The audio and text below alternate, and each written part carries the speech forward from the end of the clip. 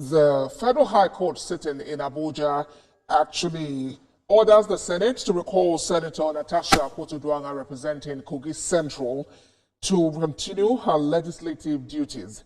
The court says a 6-month suspension is excessive and that suspension is in default of Section 14, subsection 2 of the Privileges Act of the Senate. Nigeria isn't just showing up, we're stepping up. Catch you on the next one. Mo kí gbogbo ẹ̀yin olólùfẹ́ wa ní ìkànnì Ajára Màlífà TV pé ẹ ṣeun ẹ kú ìfẹ́ Ọlọ́run nínú àánú nípa ránfẹ́ eléyìí tá a ní síra wa.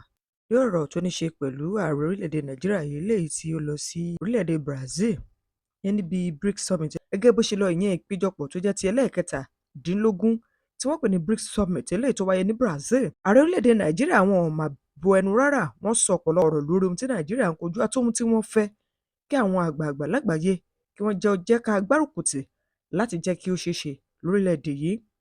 Ẹ jẹ́ kí n ṣí ojú òpó yìí lẹ̀ kẹ́ gbọ́ díẹ̀ lédè Gẹ̀ẹ́sì bí ọ̀rọ̀ náà bó ṣe lọ kí n tún wá máa tẹ̀síwájú àwọn ìròyìn yẹn lọ́lọ́kan-ò-jọ̀kan. Here's a quick recap of what happened at the BRICS Summit in Brazil.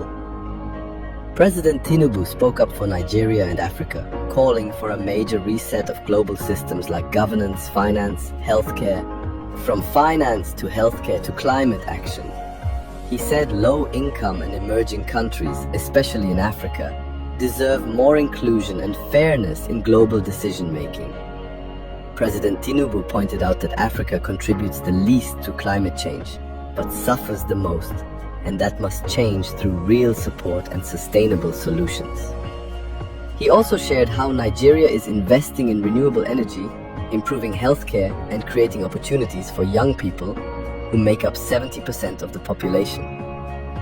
And here's the big update. Nigeria officially joined BRICS as a partner country this year, alongside Uganda, Cuba, and others. Nigeria isn't just showing up, we're stepping up. Catch you on the next one.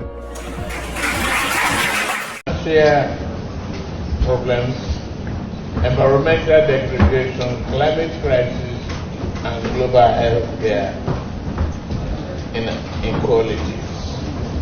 Africa has contributed the least to global emissions by some, but suffers. Kò sí ìjà láàrin ọ̀gá mi àti ààrẹ orílẹ̀-èdè Nàìjíríà lọ́wọ́lọ́wọ́.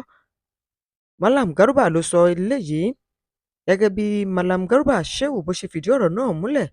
Ẹni tó jẹ́ amúgbálẹ́gbẹ̀ẹ́ fún ààrẹ tẹ́lẹ̀ lórílẹ̀-èdè Nàìjíríà ìyẹn Muhammadu Buhari, Malam Garba Shehu ló ti sọ̀rọ̀ sókè o wípé ṣe rí awuyewuye àti àhesọ eléyìí tí ọ̀pọ̀lọpọ̀ àwọn èèyàn tí wọ́n ń sọ kiri ìgboro wípé ìjà bẹ́lẹ̀ láàrin ẹni tí ó jẹ́ ààrẹ lọ́wọ́lọ́wọ́ àti ààrẹ tẹ́lẹ̀tẹ́lẹ̀ orílẹ̀-èdè Nàìjíríà.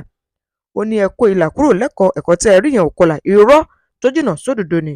Ó wá korojú sórúfẹ́ ọ̀rọ̀ bẹ́ẹ̀ wípé kí ló dé táwọn kan wà tó jẹ́ pé ìdí kódàrú ni wọ́n máa ń jókòó sí. Ó ní ọ̀gá àwọn eléyìí tó jẹ́ ààrẹ àná ìyẹn Muhammadu Buhari lórílẹ̀-èdè Nàìjíríà ló jẹ́ wípé kò lè fi ẹgbẹ́ òṣèlú APC sílẹ̀. Ó ní ṣé ẹ fẹ́ gbọ́ ẹgbẹ́ tó jẹ́ wípé lẹ́yìn ìgbà tó ti díje dupò lẹ́ẹ̀mẹ́ta ọ̀tọ̀ọ̀tọ̀ tí ó jẹ́ pé ìjákulẹ̀ ló ń bá. Ó ní ẹgbẹ́ tó gbé wọlé tó sì sọ di ààrẹ eléyìí tó jẹ tán yìí náà ní ó wá sọ pé òun filẹ̀ bá àwọn ẹgbẹ́ òṣèlú míì. Ó ní irọ́ kò jọ. Malam Garba ló ń sọ eléyìí. Ó ní gbogbo ẹ̀yin tó jẹ́ wípé ẹ máa ń wá àwọn èèyàn kí wọ́n tẹ̀lé yín lójú òpó ayélujára tàbí wọ́n ní ẹ̀ ń káàṣì cruise ó lè jáwọ́ àpọ̀n tí ò yọ̀ ẹ lọ gbomi làkàná nítorí pé kò sí nǹkan kan tó máa ṣẹlẹ̀ láàrin aṣojú Bọ́lá Ahmed Tinubu tó jẹ́ ààrẹ lọ́wọ́lọ́wọ́ àti ààrẹ àná lórílẹ̀‐èdè Nàìjíríà yẹn Muhammadu Buhari látàrí wípé bóyá ọ̀rọ̀ tó ní ṣe pẹ̀lú ọ̀rọ̀ òṣèlú kò ṣòṣèlú. Ó ní irọ́ tó jìnnà sódodo ni ó sọ eléyìí iléeṣẹ́ amóhùnmáwòrán kan eléyìí tó ti ṣe ìfọ̀rọ̀wérọ̀ lánàá òde yìí. Òwe àwọn àgbà tó sọ wípé rírò ní tènìyàn ṣíṣe ní tọlọ́run ló bá ìròyìn eléyìí mú gẹ́gẹ́ bí Buwala bó ṣe fi ọ̀rọ̀ náà léde.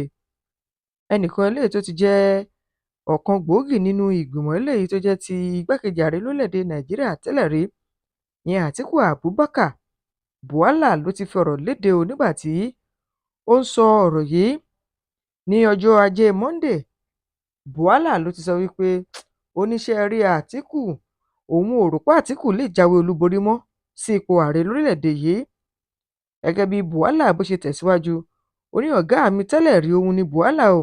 Tá a bá gbàgbé bákan náà Bùhálà ló jẹ́ wípé ó jẹ́ ọ̀kan lára àwọn sùǹgbé Àtíkù nínú ìdíje dupò tọdún 2023. Nígbà tí Bùhálà ń sọ ọ̀rọ̀ yìí, iléeṣẹ́ amóhùnmáwòrán lọ́jọ́ Ajé Monday àná ni Bùhálà ti sọ wípé Bùhálà tó jẹ́ agbẹnusọ fún ìyẹn adíje dupò sípò ààrẹ látinú ẹgbẹ́ òṣèlú PDP nínú ètò ìdìbò 2023 eléyìí tó kọjá yìí, ìyẹn Àtíkù Abubakar. Bùhálà ló wá ń sọ wípé ó ní gbogbo ọ̀nà tí ẹ̀dá lè gbà láti gòkè lọ́lọ́run ti ṣí fún Àtíkù. Ó ní ṣùgbọ́n dàbí wípé Ọlọ́run ọba ni ò fẹ́ kó débẹ̀ gẹ́gẹ́ bí ààrẹ. Ó ní ìdí ni wípé ṣé ẹ rí ọdún 2023 yìí bá ti jẹ́ ọdún kan gbòógì tí Àtíkù kò bá ti jàjàborí gẹ́gẹ́ bí ààrẹ orílẹ̀-èdè Nàìjíríà. Ó ní ṣùgbọ́n mo wo sàkún ẹ̀ títí mo rí pé ẹ wò ó, ẹ má jẹ́ atanra wa, mi ò rò pé Ọlọ́run kọ́ wípé kí Àtíkù kó jẹ́ ààrẹ lórílẹ̀-èdè Nàìjíríà.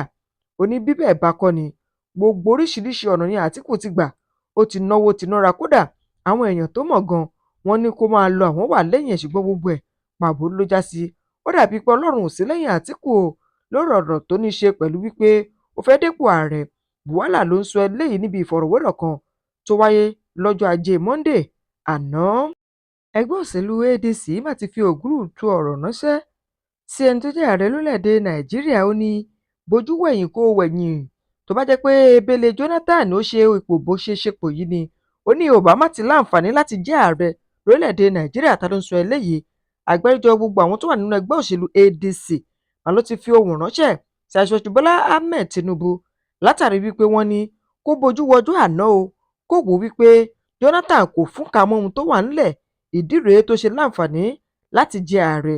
Ó ní tá a bá ṣíṣọ lójú rẹ̀ tá a bá gbàgbé ọdún 2015 nígbà tí Jonathan fẹ́ gbé ipò lẹ̀, ó ní ó gbé ipò lẹ̀ fún ẹgbẹ́ òṣèlú APC tinútinú tọkàntọkàn ni, nítorí wípé kò fẹ́ wàhálà lọ́gbọlọgbọ àti wípé ó ti mọ̀ pé orílẹ̀-èdè Nàìjíríà kì í ṣe ẹgbẹ́ òṣèlú ẹlẹ́yẹ kan. Ó ní kí ló dé tí ẹgbẹ́ òṣèlú APC tó wà lóde lọ́wọ́lọ́wọ́ pàápàá lábẹ́ ìṣàkóso ẹni tí ó jẹ́ Aṣíwájú Bọ́lá Ahmed Tinubu, wọ́n ṣe wá fẹ́ sọ ẹgbẹ́ òṣèlú náà di ẹlẹ́yọ kan nísàn-án.